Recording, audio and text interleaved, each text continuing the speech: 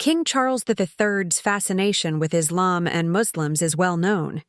He made several positive speeches about the religion over the past 3 decades as Prince of Wales.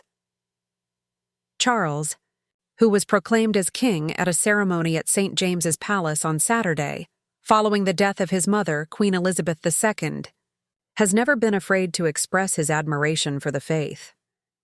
A book released in 2018 suggests that the king's views and beliefs are similar to many in the Muslim community.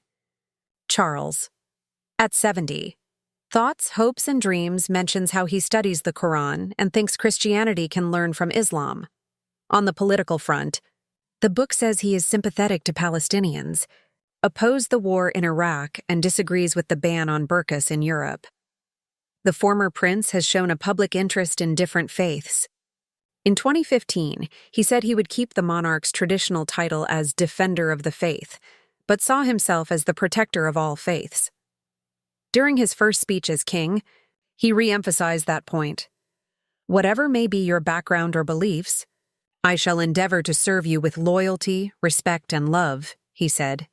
In the UK, the king plays an active role with the Muslim community.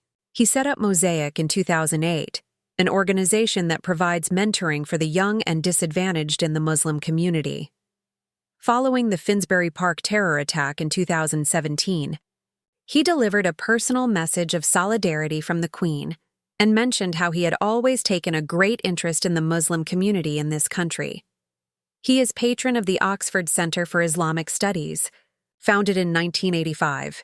His first major address on Islam was at the Sheldonian Theatre for the Center for Islamic Studies on October 27, 1993. Here we look at quotes from that famous Islam and the West speech and other public comments he has made about Islam and Muslims over the past 30 years. Islam and the West. King Charles III, pictured on 19th November 2021, stands next to the mahmal, the palanquin formerly used to transport the kiswa. During his visit to Egypt, AFP, in the Islam and the West speech in 1993, he talks about the misunderstanding in the West about Islam. If there is much misunderstanding in the West about the nature of Islam, there is also much ignorance about the debt our own culture and civilization owe to the Islamic world. It is a failure which stems, I think, from the straitjacket of history which we have inherited.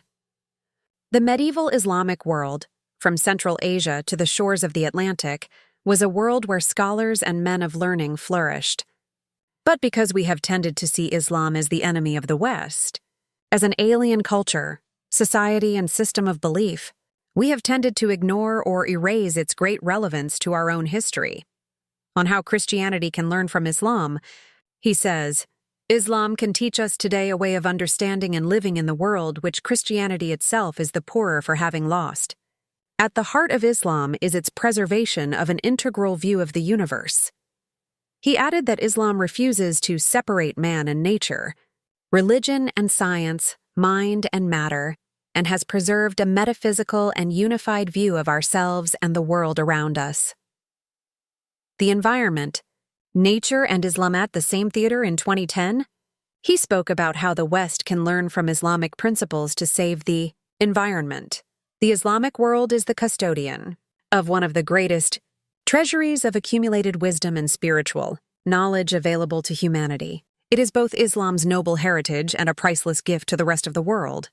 And yet, so often that wisdom is now obscured by the dominant drive towards Western materialism, the feeling that to be truly modern, you have to ape the West. He added, "The inconvenient truth is that we share this planet with the rest of creation for a very good reason, and that is, we cannot exist on our own without the intricately balanced web of life around us. Islam has always taught this, and to ignore that lesson is to default on our contract with creation."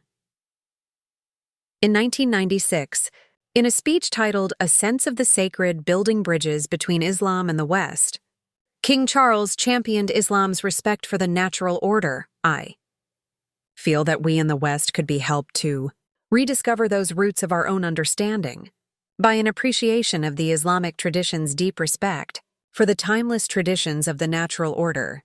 I believe that process could help in the task of bringing our two faiths closer together. It could also help us in the West to rethink, and for the better, our practical stewardship of man and his environment in fields like healthcare, the natural environment and agriculture, as well as in architecture and urban planning.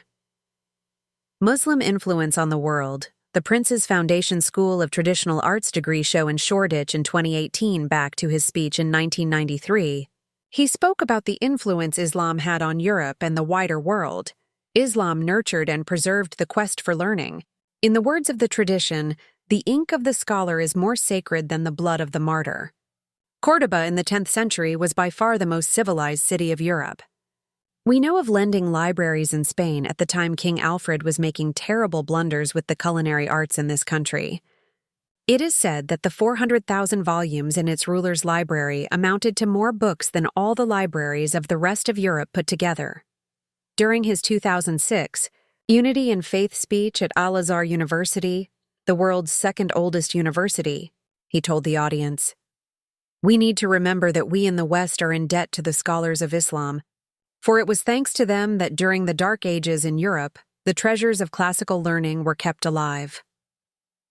At the Markfield Institute of Higher Education in Leicester, he said, "Anyone who doubts the contribution of Islam and Muslims to the European Renaissance should, as an exercise, try to do some simple arithmetic using Roman numerals.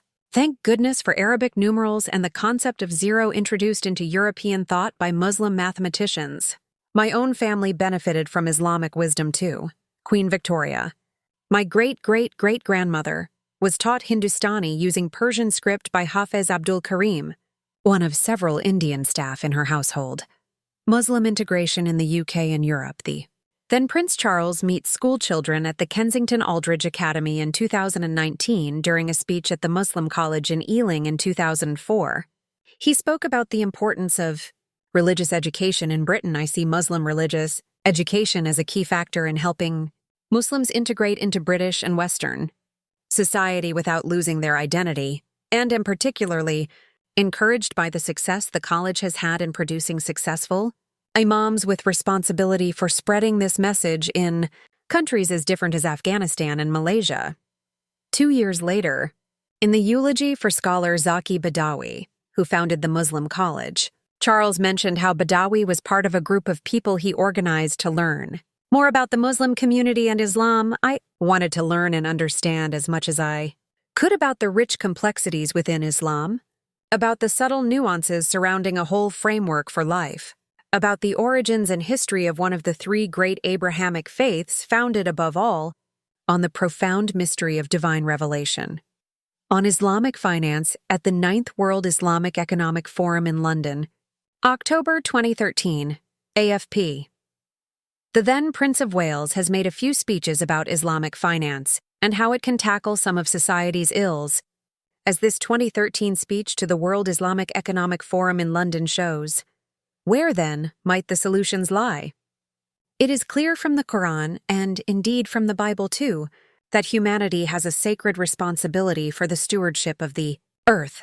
The time has surely come for our financial institutions to recognize that the earth is not a limitless resource that can be plundered at will, and to integrate that principle of stewardship into our financial structures.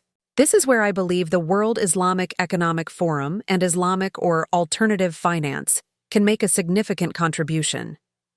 What interests me is that it is based on very important teachings at the heart of Islam, the notions of unity through diversity, of equity and compassion, as well as the requirement for natural capital to be properly acknowledged. He added, "There is also a welcome emphasis implicit in Islamic finance on the real economy, and the idea that finance cannot be divorced from wider ethical and moral codes. So, I wonder, is it possible to build financial and business models that seek to share risk more fairly, between our and future generations, between rich and poor, and between financial organizations and society?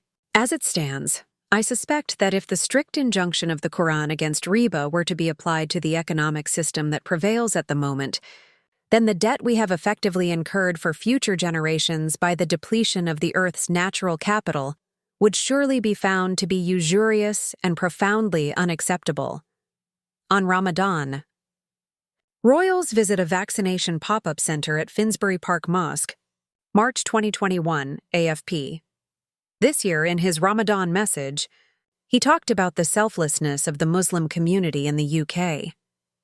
There is much we can all learn from the spirit of Ramadan, not only the generosity, but also abstention, gratefulness and togetherness in prayer, which will give great comfort to many across the world during this blessed month. The generosity of spirit and kind-hearted hospitality of Muslims does not cease to astound me, and I am sure that as we enter more uncertain times, with many now struggling to cope with increasing challenges, the Muslim community will again be a source of immense charitable giving this Ramadan.